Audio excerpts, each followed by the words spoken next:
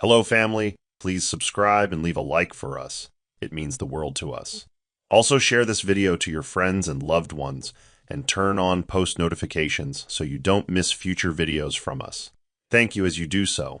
Sit back and relax as we dive into the story. The morning sun filtered through gauzy curtains as Rachel Bennett stood barefoot in the kitchen, stirring oatmeal with a mechanical rhythm. The kitchen was quiet, too quiet. She had been up for an hour, setting the table, slicing fruit just the way Bruce liked it, hoping today he'd notice. But when Bruce finally descended the staircase in his usual crisp shirt and muted cologne, he barely looked her way. "Morning," he mumbled, grabbing a cup of coffee before retreating behind the newspaper. Rachel offered a soft smile, swallowing the ache in her chest. "I thought we could eat together today," she suggested, placing the bowl before him. He didn't look up. "I've got a call in 20, maybe tomorrow." And just like that, he was already slipping away again. Later that morning, Rachel sat alone at the edge of their bed, her fingers absently tracing the embroidered sheets. Her heart felt heavier than usual, burdened by questions that had no voice. It wasn't always like this. Bruce used to laugh with her, touch her lower back absent-mindedly while she cooked. But now, it was as if she had become invisible. She couldn't remember the last time he asked how her day went. The air between them had thickened with something unsaid, and she wasn't sure if it was resentment or detachment or someone else entirely. When her phone buzzed with a message from Tina. "Hey, dropping by later. Got a few ideas for your anniversary plans," she smiled faintly. Tina had always been a bright presence in her life, even when Bruce was dimming. Maybe some outside energy would shake things up. Rachel didn't know that by letting Tina in, she was already opening the door to the darkest betrayal of her life. The sound of heels clicking against the marble tiles echoed before the doorbell even rang. Rachel opened the door to find Tina, glowing as always in a sleek, wine-colored blouse and high-waisted trousers. "Surprise," Tina chimed, holding a tiny gift bag and an iced coffee. "For my favorite woman," Rachel chuckled politely, stepping aside. "You didn't have to bring anything." Tina breezed in, her scent sweet and confident. "You said you had a headache yesterday. Figured caffeine and company might help. Besides," she added, leaning on the kitchen island, "I was bored. Bruce told me you've been swamped lately. Poor thing, you really need a break." That last part lingered in the air longer than it should have, especially with the way she said Bruce, soft, familiar. Rachel's smile faltered briefly before she tucked a loose strand of hair behind her ear and nodded. "Yeah, things have been full." They sat in the living room, Rachel curled up on the couch, Tina cross-legged on the rug, flipping through a folder of ideas for Rachel and Bruce's upcoming anniversary. "You know," Tina said, her fingers brushing a printed hotel brochure, "Bruce has always liked beachside views. You should surprise him with a weekend trip." She looked up, eyes narrowed playfully. "If you don't, someone else might." Rachel let out a forced laugh, unsure whether Tina was joking or prodding. Tina had always been bold, often towing the line between harmless teasing and something sharper. "You think I don't know how to keep my man?" Rachel replied, half smiling, half defensive. Tina raised her brows, shrugged, and said, "Just saying, Rach. You get too comfortable, and comfort turns into routine. And men hate routine." The words landed heavy. Rachel felt her stomach tighten. She couldn't tell if Tina was trying to help or warning her. Either way, a part of her heart had already begun to brace for the storm it didn't yet understand. The fluorescent lights at the firm buzzed softly overhead as Rachel worked on a quarterly report. Harry approached her desk with a warm grin, holding 2 cups of coffee.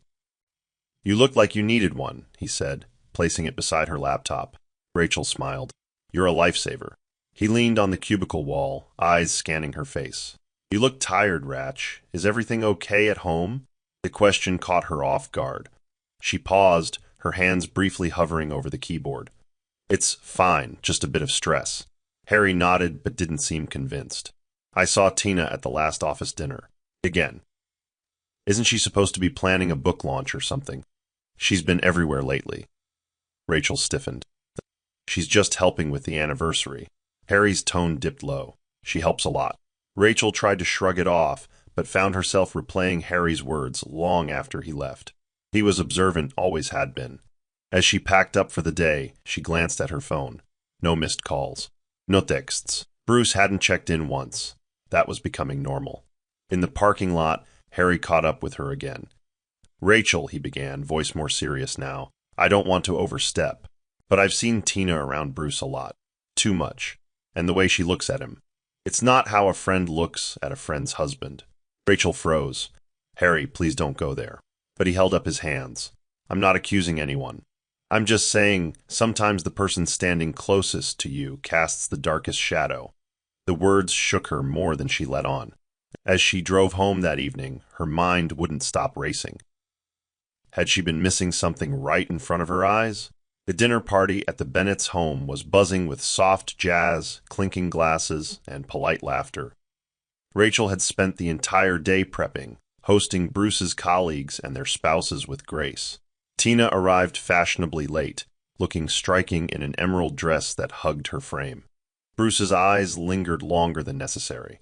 Rachel noticed.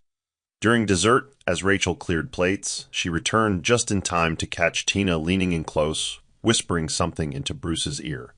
He chuckled deeply and didn't look up as Rachel approached. "What did I miss?" she asked lightly. Bruce stood too quickly. "Oh, nothing.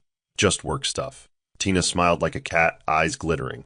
"Yeah, you wouldn't find it interesting, Ratch." Rachel nodded slowly, letting it pass, but her gut twisted. Later that night, while folding laundry upstairs, Rachel accidentally knocked over Bruce's bedside drawer.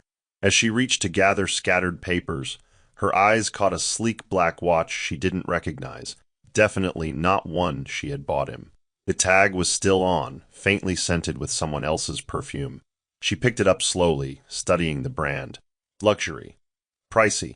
Her heart thudded as she opened the small compartment beneath. An engraving read, "Yours always." The room spun. Her breath caught in her throat. She heard Bruce calling from the bathroom. "Did you find my lotion?" Rachel stared at the watch like it might burn her hand. "Yeah," she croaked. "Found something." But she didn't say what. She tucked the watch into her robe pocket, her fingers trembling. Something wasn't right, and for the first time, Rachel began to wonder if her instincts had been trying to scream all along. The morning air felt heavier than usual, dense with a humidity that clung to Rachel's skin. She stood in the kitchen, struggling to keep her mind off the engraved watch tucked deep in her dresser drawer. Tina had recommended a spicy pepper stew recipe a few days ago, saying it was Bruce's favorite and would spice things up. Rachel hesitated, but finally decided to try it. As she turned on the stove and began to prep the ingredients, she noticed a faint, strange smell. She lifted the pot lid, gas. The burner was barely lit, yet the flame was faint and inconsistent. Her eyes widened. She turned everything off quickly and opened all the windows, coughing. If she had lit the match Tina gave her earlier, the room might have gone up in flames.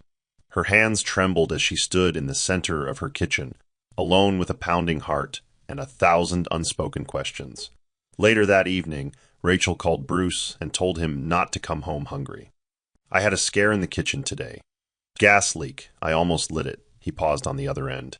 "Was anything damaged?" he asked. "Not, are you okay? Not, were you hurt?" She could hear chatter in the background, female laughter. "Was he at a bar? With someone?" "No, nothing. Just thought you'd want to know," she muttered. "I'm glad the house is intact," he replied before ending the call. Rachel sat at the edge of her sofa in silence, stunned. She had nearly died, and all he cared about was the house. She glanced toward her phone, tempted to call Tina, but something in her had shifted.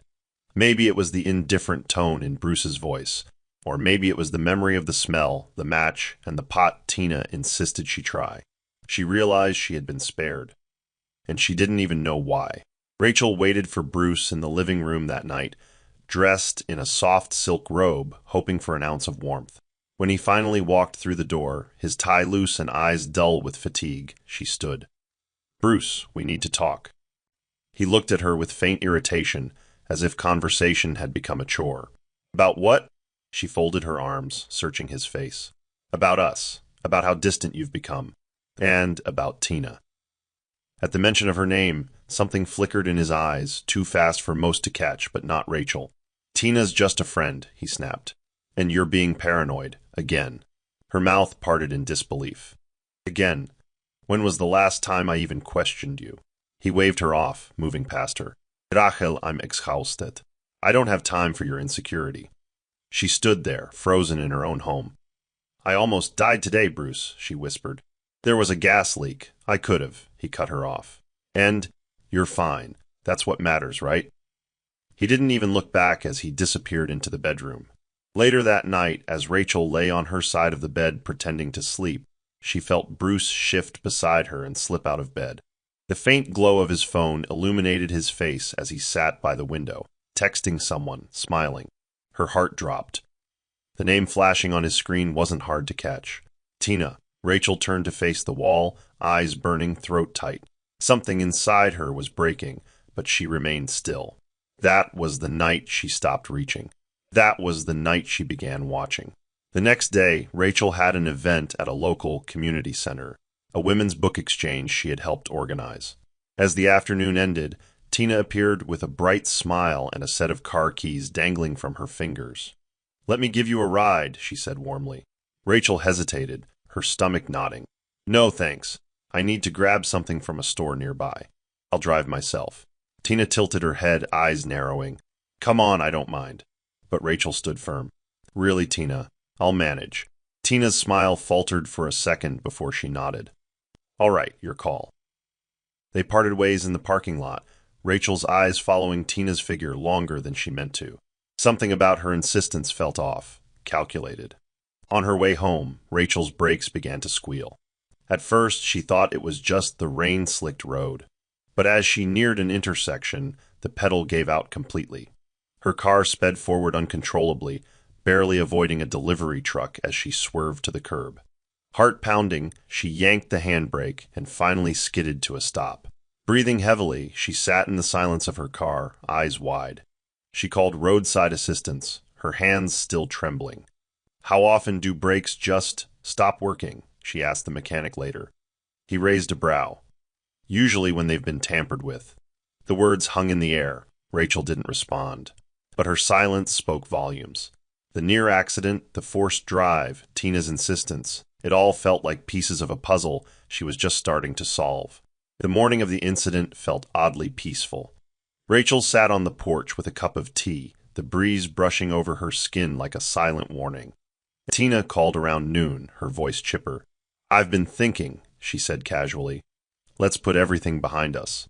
Lunch? My treat. There's a little bistro downtown, plenty of people, so you'll feel safe if that's your worry." Rachel hesitated but agreed. Maybe she needed this to confront her suspicions or to find peace. She got dressed slowly, choosing a simple beige gown and flat shoes. As she stepped outside, she noticed the clouds darkening. Still she walked. The bistro was just 2 blocks from her house. It wasn't far. As she neared the intersection, her phone buzzed. Tina again. "Running late. Just go ahead and wait. I'll be right there." Rachel smiled faintly, slipped the phone into her bag and crossed the street. That was when she heard it. The engine revving too fast for a residential area. A red car came from the corner at a speed too aggressive for the narrow road. Rachel turned instinctively. In that instant, her body froze. The car was coming for her, too fast, too direct. She couldn't move. The world slowed, but her feet remained stuck. A scream caught in her throat just as a hand yanked her backward with force. The car swerved past her by inches, clipping her arm, sending her crashing onto the sidewalk. Pain exploded through her side as she tumbled to the ground. Someone was beside her, breath warm and urgent. "Stay still," the woman whispered. "Don't move." The red car didn't stop. It vanished into the bend as if it had never been there. Rachel's vision blurred, the scent of flowers and old lavender drifting from the scarf of the stranger holding her. Her last clear memory was the feel of trembling hands gripping hers and a voice saying, "Not yet, my dear. You still have something to see." Rachel woke in a haze of antiseptic and muffled beeping. The soft beeping of a heart monitor paced her return to awareness. She blinked at the dull ceiling light, her ribs aching with every breath. A gentle touch met her hand. She turned her head slightly and saw her, an elderly woman in a modest wrapper, her gray hair tucked beneath a dark scarf. The woman sat silently, one hand on Rachel's, her expression unreadable. "You're awake," she said, voice calm and low. "You were almost taken today." Rachel tried to speak, but her throat was dry. The woman lifted a glass of water to her lips. "Drink slowly. You were lucky." Rachel coughed lightly after the sip. "Who are you?" she asked hoarsely. The woman offered a soft, tired smile. "Call me Jacqueline. I was passing by. Saw what was coming. You don't yet realize who's trying to erase you." Rachel's eyes filled with confusion and pain. "That wasn't an accident." Jacqueline didn't blink. "You already know it wasn't." The conviction in her voice made Rachel shiver. "People like you," Jacqueline continued, "trust the wrong faces because your heart's too open. But even good hearts must learn to watch." A nurse walked in to check Rachel's vitals, surprised to find someone already at her side. "She's been here since you were brought in. Refused to leave," the nurse said. Rachel looked back at Jacqueline with gratitude, but her mind was spinning. The red car, the way it had aimed, the way Tina insisted she come out.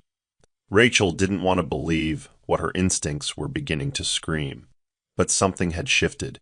Jacqueline stood slowly, placing her scarf in Rachel's lap. "Rest now," she said. "You'll need your strength. The truth doesn't come gently." Then, like mist, she was gone before the nurse even noticed her leave. The following day, Rachel lay in the hospital bed staring at the scarf Jacqueline left behind. It was embroidered with strange, careful threadwork patterns she couldn't decipher. Her body ached, but it was the confusion and the rising fear that left her paralyzed. The police had stopped by, labeling the incident a hit and run, but Rachel sensed they didn't take it seriously. "Cars lose control all the time," one officer said. "Could have been distracted driving." But distracted drivers don't rev the engine before impact.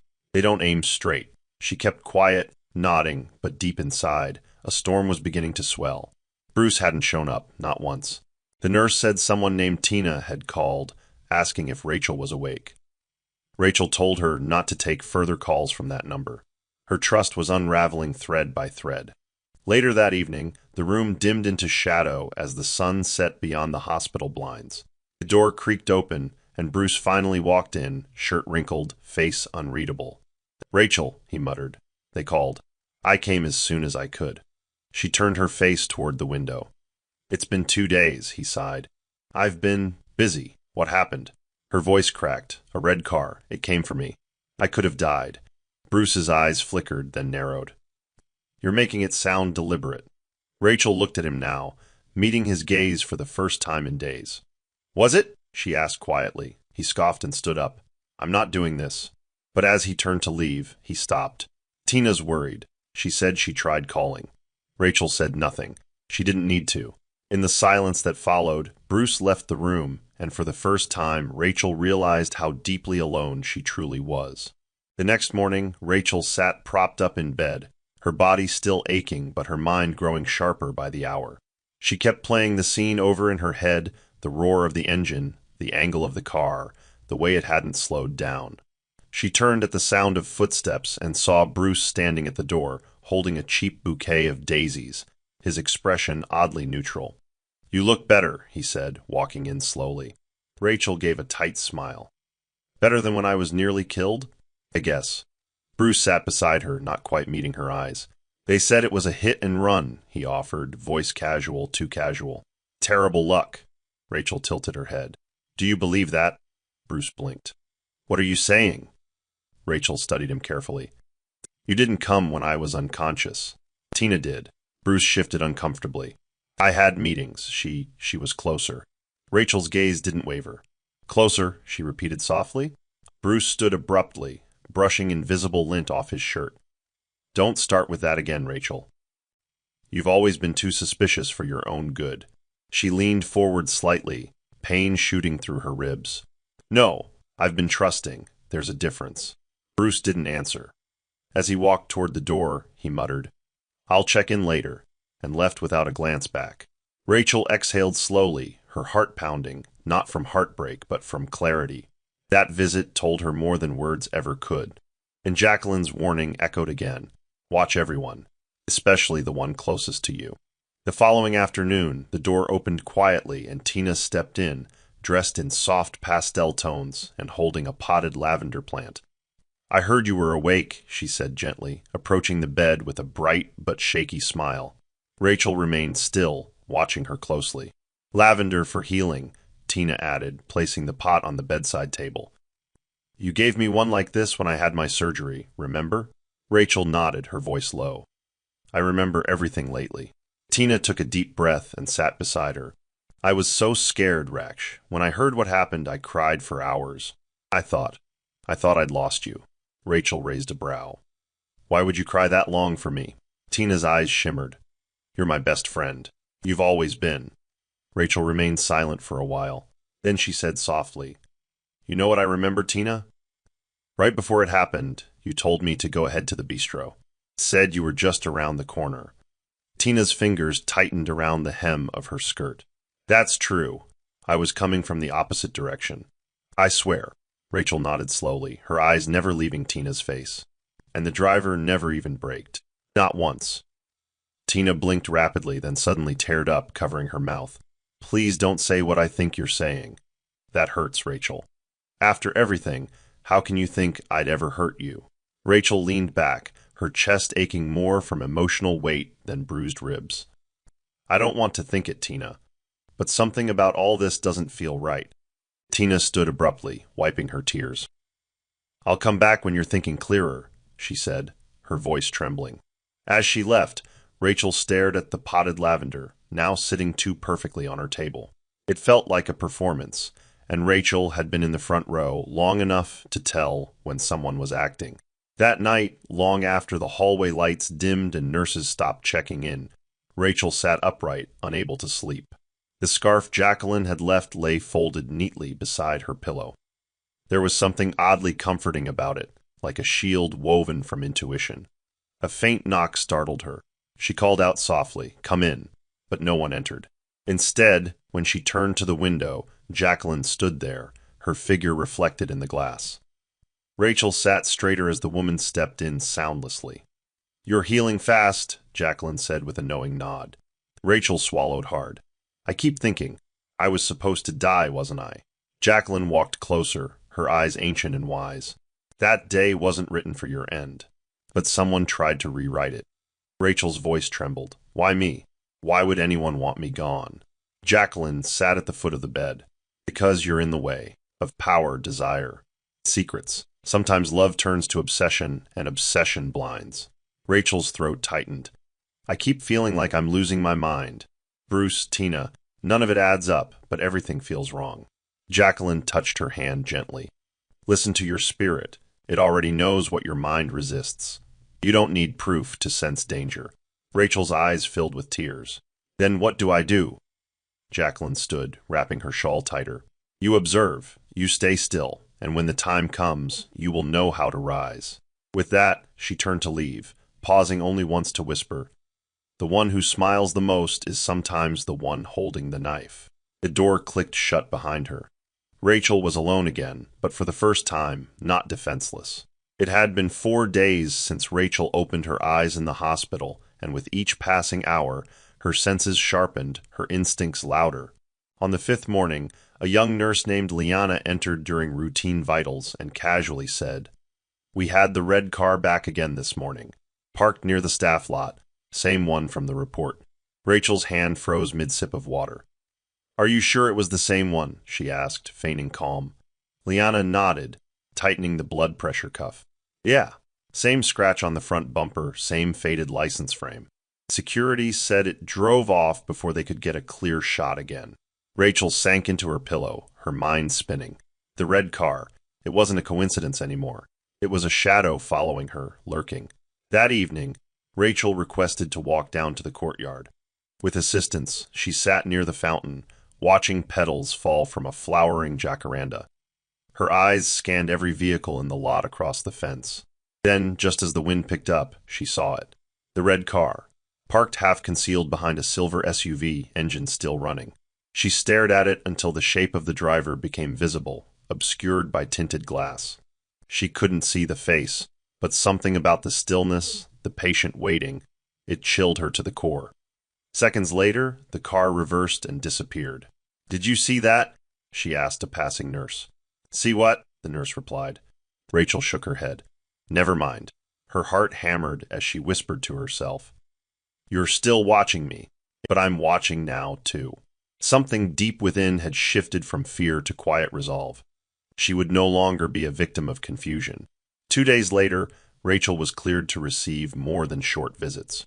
That same afternoon, Harry appeared with sunflowers and his usual gentle humor. "Hospital gowns aren't exactly your color, but you still look fierce," he joked, sitting beside her.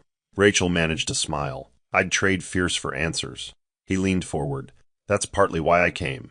His tone was softer now. "I've been thinking about what I said before, about Tina and Bruce." Rachel's eyes narrowed. "You saw something else?" Harry hesitated, then nodded. "A few weeks ago, I ran into them at a cafe together. She said they were meeting to plan something for you. But it didn't feel like that. They were sitting too close. He touched her hand like he forgot she wasn't you." Rachel stared at the wall, fury and sadness mixing in equal measure. "I keep trying to convince myself I'm overthinking, that I'm making Tina into a villain in my head," she whispered. Harry leaned in. "Sometimes we romanticize betrayal because the truth feels too ugly. But I saw them, Ratch. I know that look. I've worn it, and I've received it. That wasn't friendship." Rachel closed her eyes, her voice barely audible. "She cried by my bedside." Harry didn't flinch. "Some people cry out of guilt, not love. Don't confuse the two." His words were a blow she wasn't ready for, but they landed anyway. As he stood to leave, he placed a folded note on her lap. "I followed up on a favor you asked last week," he said. "You're going to want to read that." After he left, Rachel unfolded the paper. It was a partial vehicle registration tied to a name she never expected. Hers. The red car was in her name. And the date it was registered? 2 months ago. She stared at it in horror. Who would do this? Rachel barely slept that night, the paper clenched in her palm like a confession. The red car, the one that nearly took her life, was legally hers. She hadn't bought a new vehicle in over a year. How was that possible? The next morning, she called Harry in a hushed voice. "I need you to do one more thing," she said. "Can you pull security footage from the registry office? The date that car was registered." Harry agreed without hesitation. "Already on it. I had a hunch." Rachel sat in silence for hours afterward, staring at her trembling hands. Someone had forged her signature, used her name, and it was all in place before the accident. She remembered Tina suggesting months ago that she get a second car, just for quick errands, she had said, even offering to help with the paperwork. Rachel had laughed it off. Or thought she had. The footage came later that evening, slipped in through the hospital's back entrance on a USB. Harry arrived after visiting hours and played it on her laptop. Rachel leaned forward as the grainy image loaded. A woman at the registry office, wearing a baseball cap, sunglasses, and gloves, subtle, but not enough. Rachel gasped. The posture, the walk, even the slight turn of her face. "Pause," she said urgently. Harry froze the frame. "Zoom in." The resolution was low, but there was no doubt in her mind. It was Tina. "She used my name to register the car that nearly killed me," Rachel whispered. Harry's voice was tight. "That's more than coincidence. That's premeditated." Rachel slumped back in the bed, overwhelmed by the sheer magnitude of it all. She planned this, and no one even blinked. The truth no longer hid in shadows. Now it stood in the light, daring her to act. Back in her hospital room, Rachel opened a fresh notebook and began to write, not for healing, but for clarity. Each memory she listed came with a chilling aftertaste. First, the fire scare in her kitchen, the one Tina had insisted she cook with gas despite her usual preference for electric. Then the faulty brakes just a week before she was hit. And the tea Tina made after Rachel's dizzy spell at work. She hadn't given it much thought at the time, but now, every incident stacked like bricks forming a grim wall. She titled the page, "Near Misses I Shouldn't Have Missed." With every scribbled line, she felt her innocence bleeding onto the paper. She'd been lucky, yes, but also watched, protected by something or someone. Jacqueline's face flickered in her mind, her presence like a whisper of divine timing. Rachel paused, her pen hovering. How do you record betrayal when the betrayer wears your favorite shade of lipstick? She remembered a trip to the spa where Tina accidentally booked them both a facial with chemical peels. Rachel had opted out last minute due to an upset stomach, but Tina had insisted it was safe. That same week, Rachel's skin broke out in burns after using a new lotion Tina gifted her. It had seemed trivial, but now malicious. Her hand shook as she wrote. There were signs. My body knew before my heart caught up. She flipped to a blank page, wrote the word why, and underlined it twice. It wasn't just about Bruce anymore. This went deeper. The betrayal wasn't about a man, it was about obsession. About replacing her entirely. Rachel's heart pounded as she whispered aloud, "She doesn't just want what I have. She wants to be me." A day later, Rachel received a package wrapped in brown paper, no return address. Her name was written in block letters with a shaky hand. The nurse handed it over with a shrug. Dropped off by someone, older woman, I think. Didn't wait. Rachel hesitated, then carefully unwrapped it. Inside were two scarves, one pale blue, the other dark maroon, both stained. The maroon one had a small blotch of dried blood at the corner. The other was embroidered with initials, J. B. Her breath hitched. Jacqueline had left her a message. She unfolded the blue scarf and found a note tucked inside.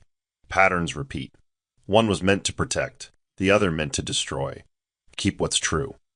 Rachel pressed the fabric to her chest. She could feel the symbolism, though the full meaning still escaped her. That night, she clutched the scarves as she replayed the incidents again. One scarf was the one Jacqueline wore the night she saved her. The other, Rachel had seen it before. Tina had worn a similar 1 week ago during a brunch, tying it loosely around her wrist like an accessory. At the time, Rachel had even complimented it. Now the same scarf sat in her lap, blood-stained. Her fingers trembled as she held both pieces in either hand, as though weighing truth against illusion. Harry returned later, and she showed him. "She's not just trying to hurt you," he said after examining them. "She's erasing you, and if you hadn't survived that day..." He trailed off. Rachel nodded, voice hoarse. "Then she would have worn this scarf to my funeral. Maybe even sat next to Bruce and wept." The realization settled like a storm cloud. The woman she had trusted most had been dressing for her replacement all along.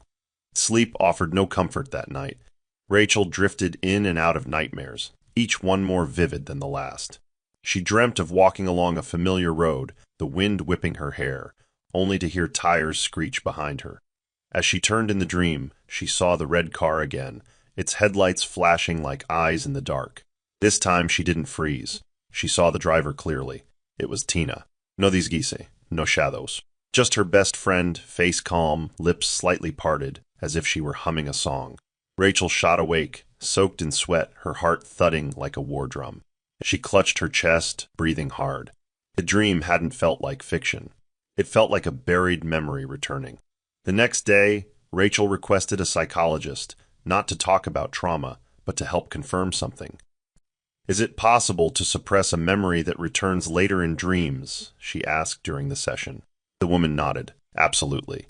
Especially when it's too painful or your brain thinks you're not ready." Rachel sat in silence for a long moment. What if? What if I didn't just imagine the driver? What if my mind saw her and tucked it away? The psychologist leaned forward. "Then it's trying to give it back to you, piece by piece." Rachel walked slowly back to her room afterward, each step heavier than the last. Inside, she pulled out the journal again and added one more entry. "I think I saw her. I think I knew. My mind just needed time to tell the truth." She looked out the window, eyes scanning the world below. If Tina had been bold enough to drive that car, who else knew? And how far had Bruce let it all go? The morning Rachel was discharged, the sky was unusually gray, and the air carried a cold bite that crept through her coat. She stood at the hospital entrance with her discharge papers in hand, hesitant to move. Harry arrived minutes later with his car, his expression unreadable as he took her bag. "You sure about going back to that house?" he asked, voice low. Rachel nodded slowly. "It's where all the answers are." He didn't argue, just opened the passenger door and waited. The drive was silent, except for the occasional hum of tires over the asphalt.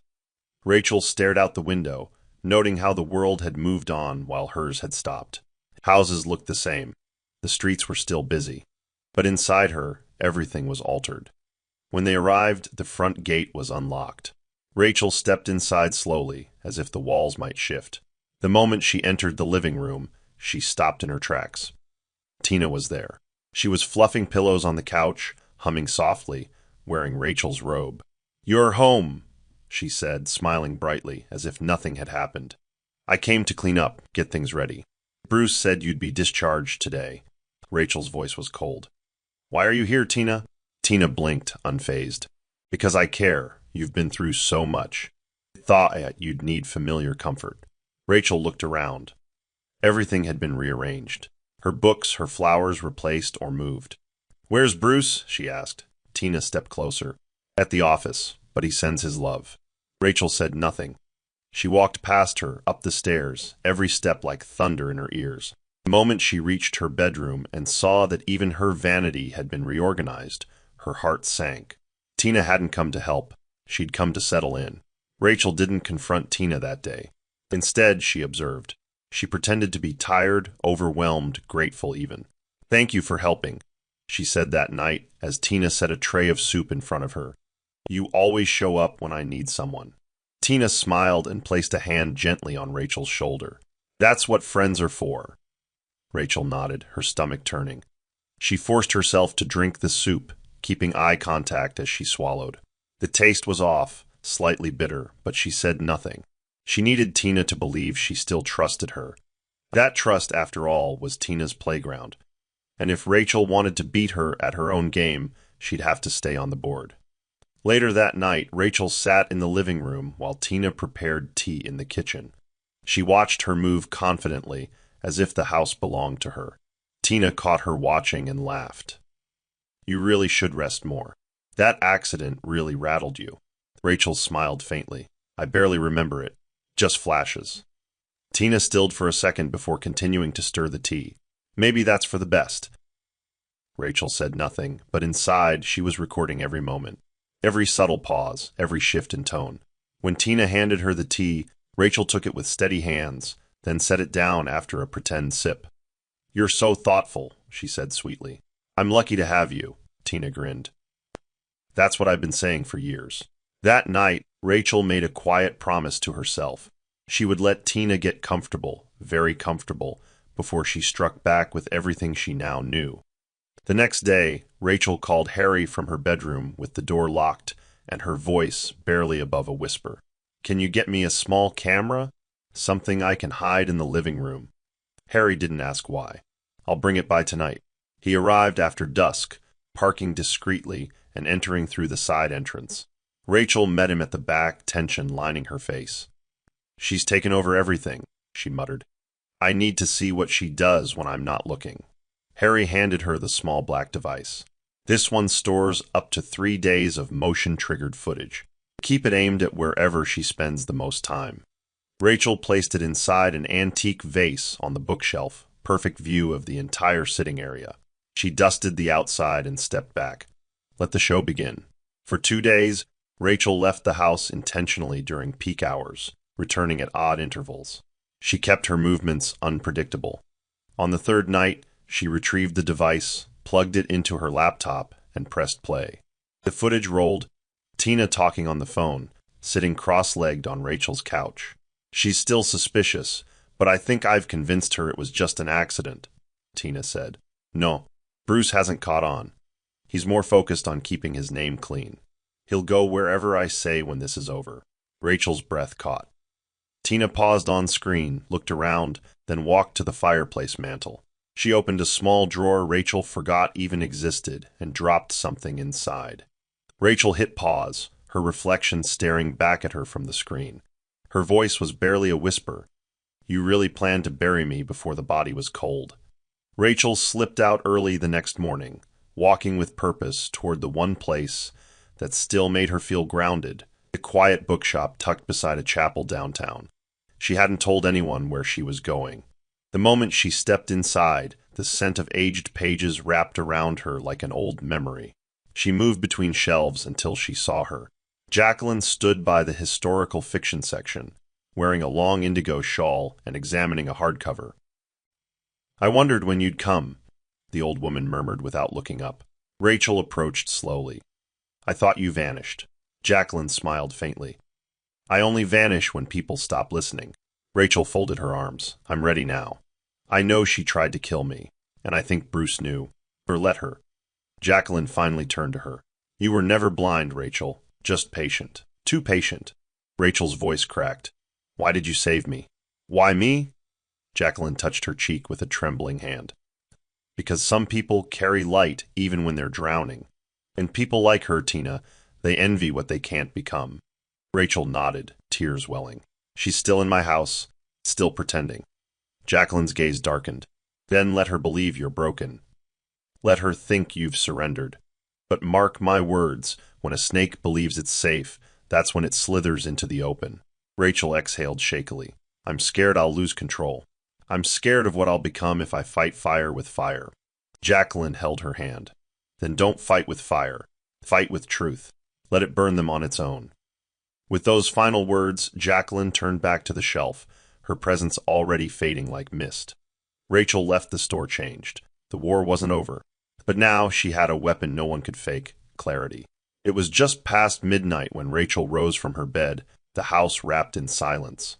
She walked barefoot to the window, her fingers pulling the curtain back slightly. There it was, parked across the street under a flickering street lamp. The red car, the same dented bumper, same tinted windows. The soft hum drifted across the road. The engine was still running. Her chest tightened. She reached for her phone and began recording from the shadows. No one stepped out. The car just sat there, pulsing like a threat that refused to speak. After a few minutes, it reversed slowly and disappeared around the corner, silent as a thief in prayer. Rachel didn't move. She stood there long after it vanished, her mind spinning. Had Tina returned to finish the job? Or was she taunting her now? The next morning, she confronted Bruce over breakfast.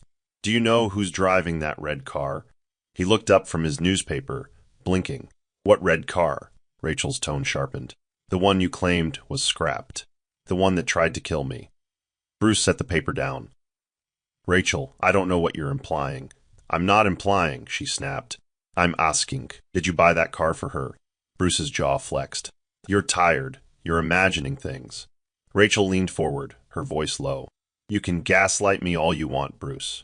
But I've got footage, and I've got proof that it's in my name. So before this goes legal, you better decide what side of this you're on. Bruce stood abruptly, chair scraping the floor. I'm going to work. But Rachel saw the flicker of panic in his eyes. He wasn't just hiding something, he was caught. And now he was running out of time. By noon, Harry had cross-checked the license plate Rachel captured in her video with the city's DMV records. When he arrived at the house, his face was grave. It's the same car, he said. Same plate, same registration. Still listed under your name. Rachel took the printout he handed her and stared at it, her throat dry. And the driver, Harry hesitated. The system logs a security snapshot from a fuel station the night before the hit and run. It's blurry, but you need to see it yourself. He pulled out his phone and played the footage. There, leaning against the red car at Pump 4, was a woman in dark jeans, black hoodie, and low bun. The timestamp matched the night before Rachel's accident. The image froze just before she turned. Rachel's breath left her lungs. Even blurred, she'd recognize that posture anywhere. It's her, she whispered. Tina, Harry nodded slowly. You've got enough to file a case now. Attempted homicide, fraud, stalking. Rachel lowered the phone and stared at the floor. But if I go public now, she'll slither away. Cry innocence. Say it's all a misunderstanding. I need her to admit it. I need her to feel safe enough to say it out loud. Harry looked at her like she'd grown another head. You want her to confess? Voluntarily? Rachel raised her eyes, fire glowing behind them. I want her to believe she's won. Only then will she tell the truth. People always brag when they think no one's listening. Harry sighed, rubbing his jaw. You're playing a dangerous game. Rachel stood, steady and unflinching. So is she. She just doesn't know I've changed the rules. Rachel waited until the house was empty. Bruce had left early for a meeting, and Tina had stepped out after claiming she needed to pick up something special for Rachel's recovery dinner. Rachel took the opportunity to scroll through Bruce's old call logs, something she'd hesitated to do before. The same number kept appearing, always late at night, often unanswered, sometimes lasting 30 seconds. She dialed it, hand shaking. The line rang once, twice. Then someone picked up, breathing quietly, but saying nothing. Hello, Rachel said, heart pounding. Who is this? A pause, then a voice. Soft, too familiar, wrong number. But Rachel didn't hang up. Tina? There was a catch of breath.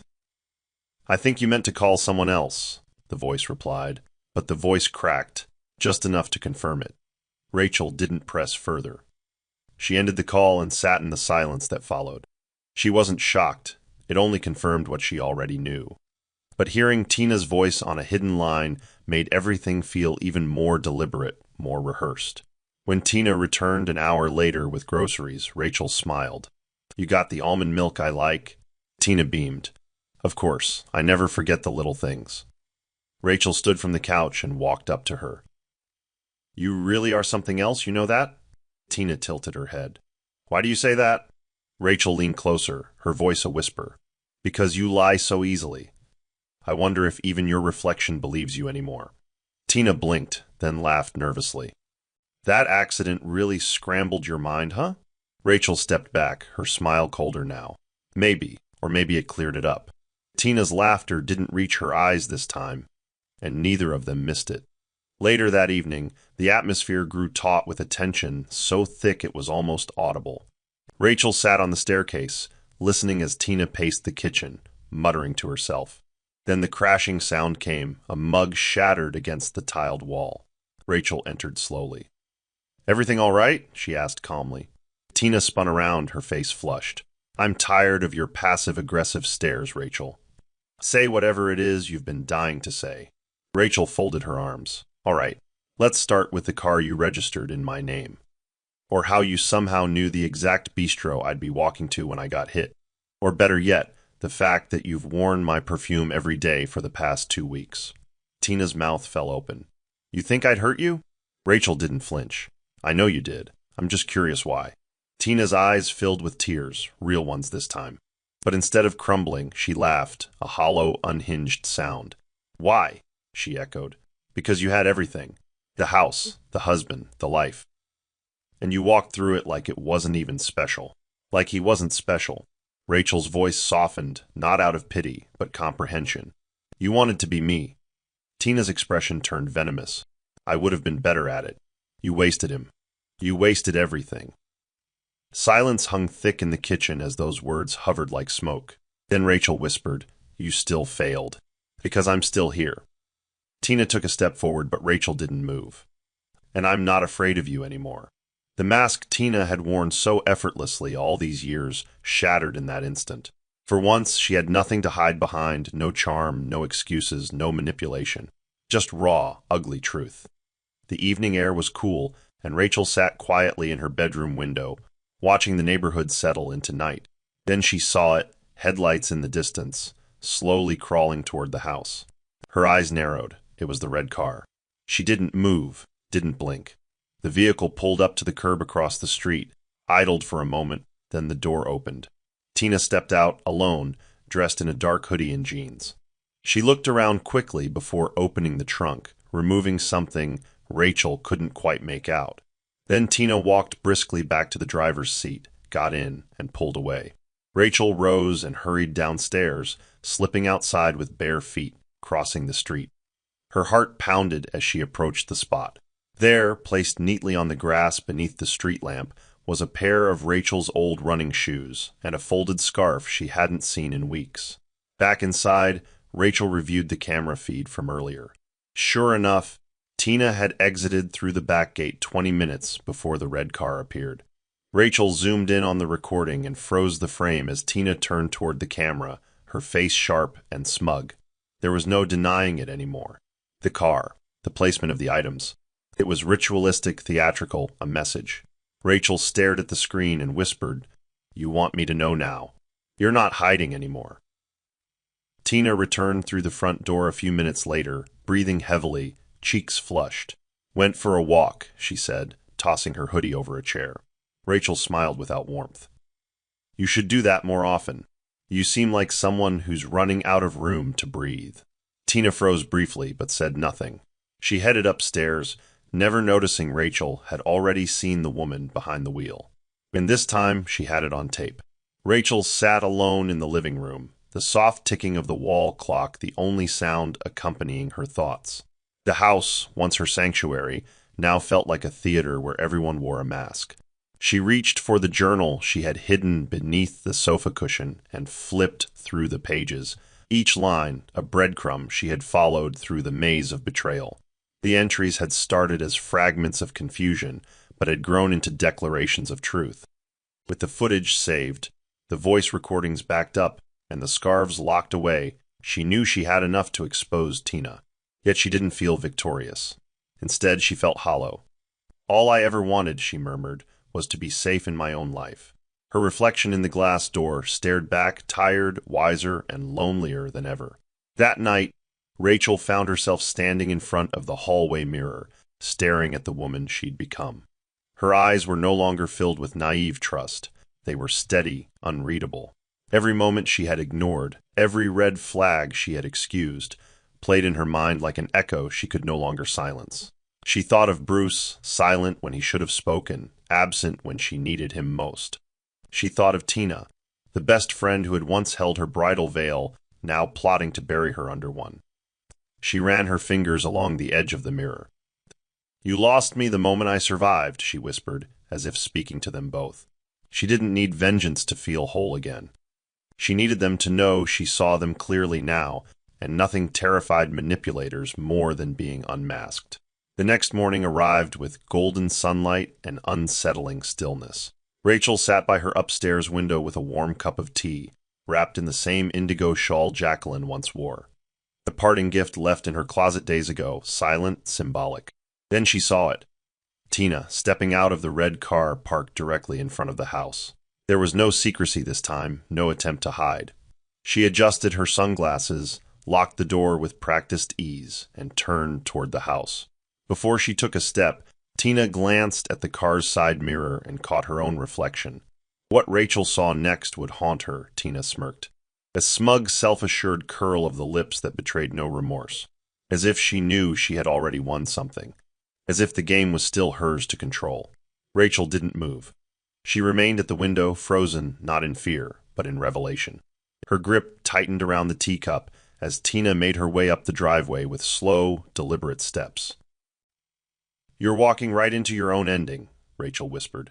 Her eyes narrowed, calculating. The footage was ready. Her journal was copied. Her lawyer had the backup drive. All that remained was the moment. But as Tina reached the front porch, Rachel's breath caught. For a split second, their eyes met hers from above, Tina's from below, and still that smirk. Rachel backed away slowly from the window, retreating into the shadow of the room. Not out of fear, but preparation. She didn't need to confront her, not yet. Let Tina keep walking, let her keep performing. Because the final act hadn't begun. It was only now, truly, that Rachel understood. The woman behind the wheel had no idea what was coming next. And with that chilling clarity, the story faded. Not with an end, but a promise of what was yet to come. Here's the Bible verse. Psalm 37 verses 12 and 13, NIV, interpretation for the story. Though Tina plotted and Bruce enabled her silence, Rachel's life was preserved not by luck, but by divine timing and unseen protection. Just as this verse declares, God sees what man hides. And no matter how long evil parades in disguise, its end is assured. Moral of the story.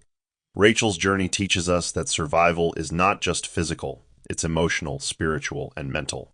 True strength is not in fighting louder, but in waiting, watching, and striking with wisdom. Light doesn't need to shout to dispel darkness. It only needs to endure. That's the end of the story. What did you learn from this story? Drop your thoughts in the comments section.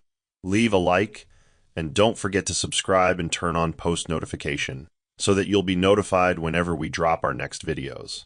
Also, share this video to someone who might be interested. Thank you so much for watching.